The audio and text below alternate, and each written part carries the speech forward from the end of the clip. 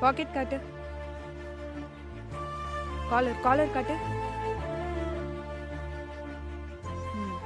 எழுது. இவ்வளவு நடந்தும் பிட்ல வச்சிருக்க மாட்டீங்கன்னு நம்புறேன். எழுதுங்க.